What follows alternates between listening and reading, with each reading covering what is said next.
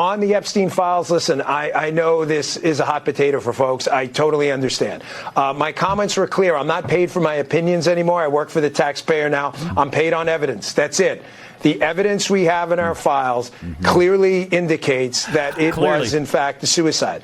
We do have video. It's not the greatest video in the world. I don't want to set expectations on fire. However, the video does show in that specific block that he goes in, made a phone call. You'll see 12 hours of guards going to basically check on him, come back. You'll see no one really comes out in that bay, in that area, than him. There's no one in there.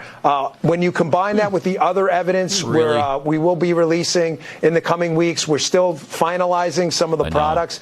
I think it's pretty clear. However, as I've clearly indicated in some of my tweets on my official account, you know, listen, investigations, if new information surfaces in the future on any of these cases, we're always open. I'm just telling you there's nothing there in the file, at all that indicates anything other than, in fact, a suicide. Who assembled the file? So that wasn't really about the file. That was about his suicide. Yeah. They're doubling down on that. Well, yeah, but he keeps talking about the evidence that they have in the file. I mean, again, who compiled the evidence that's in this file? I don't know. Whenever I hear Cash or Dan talk about the Epstein files, I just see the J.D. Vance look at the camera while Tim Walz is lying. He's like, yes. I don't know. It's just, I don't know. And are we going to believe the video? I mean, we've been playing for weeks. This AI stuff? Yeah. I think they're both great guys. I trust them, and I just hope that... I just wish they would have... Just wait. I mean, don't make promises you can't keep. You know, because we've had that a million times, and we're all sick and tired of it. And so it's caused this incredible distrust. So when you say the first thing you're going to do when you occupy that position is to release the Epstein files, and then you don't, and now we're 5 months down the road, you lose credibility. I wish they just wouldn't have said, okay, we're going to look into... Maybe you could say, we're going to look into it, and we're going to release them as soon as we can. But not day one. You don't tell us day one when you can't deliver day one. And here we are, day 200 or whatever it is. So you're saying that day one came and passed? That's what I'm saying. Okay. Yeah. And it may not be that they're lying to us. Now...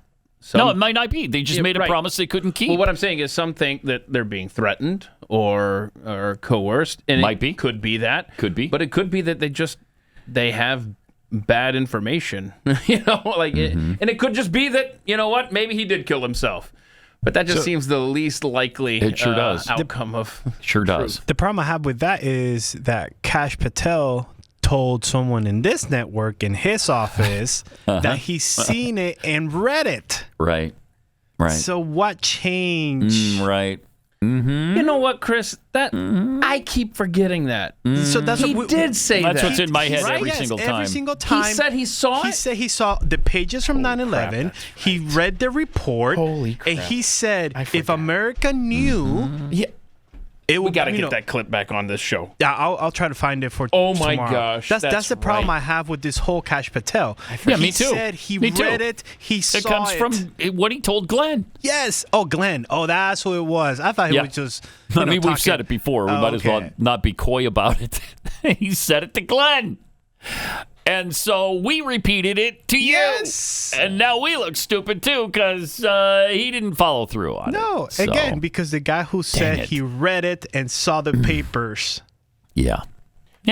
So what changed? So exactly. And that's what lends credence to the...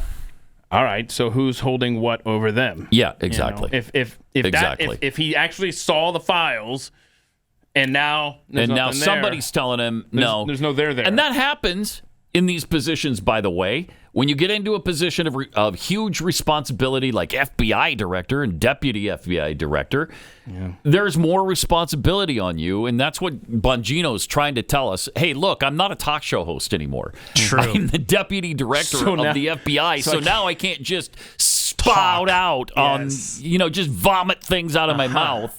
So, but it's too bad that they created these expectations for us. And it doesn't pass the smell test. Yeah. Oh, it just doesn't. Yeah. But like we said, yesterday and today, if we get the House we get the Senate, Well, then you get your own people running the joint at the FBI. presidency, and then you get all Right. the appointments from the cabinet. and Right. They're all Republican. Well, and you got that mega MAGA Supreme Court to back you up as well. Yes. Though Yeah. that would be great. Can you imagine? Holy crap. What it would be with majorities in both houses and the executive branch I got it. and the Supreme Court. All right. Enough with the pipe dreams.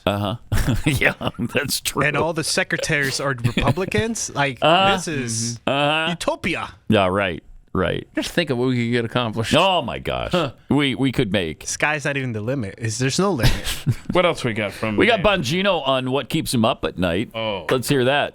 You ask me what's the biggest threat right now. People say, well, what keeps you up at night? Well, the answer is I'd never sleep if I thought about this stuff all the time. But it all keeps me up at night. The drone threat. This is a perilous, acute threat. It's not here tomorrow. It's here today. Everybody saw what happened in Russia. It's only a matter of time if we don't take action, which I promise you, the Attorney General and the Director and I are taking action on this threat. It is here right now. You've got the threat of AI, alignment there. You've got the threat of Epstein's China, cell. infiltration into our systems. It's been publicly reported. You've seen it. When you get the President's Daily Brief every morning, like the Director and I do for this half an hour block we get, it's the first thing we do. You know, Sean, you walk out of there and you're like, somebody go get me a cup of coffee. I mean, this is really, I need a coffee relaxes me a little bit because you go out of there, your blood pressure's through the roof. It's so many different things to action. And one last thing, when you combine that with the Director and our priority, which is reform. Without reform, we're not going to have anything because the American people won't trust us. They will not trust us. And after what happened, I don't blame them for that mistrust. You combine that and layer it on. We got a big job, but the Director and I are glad we're doing it. Okay. Well, good. There you go. What was the AI threat he said, though? Is he talking about the New Jersey drone? Oh, not AI threat, the drone threat. Was he talking about the New Jersey drones or just a larger? I thought he was, but then he threw on the Ukraine, which is true, right? Other trucks with drones already. So that's what I'm trying to placed. figure out because I was told that the drones over New Jersey was just no big deal.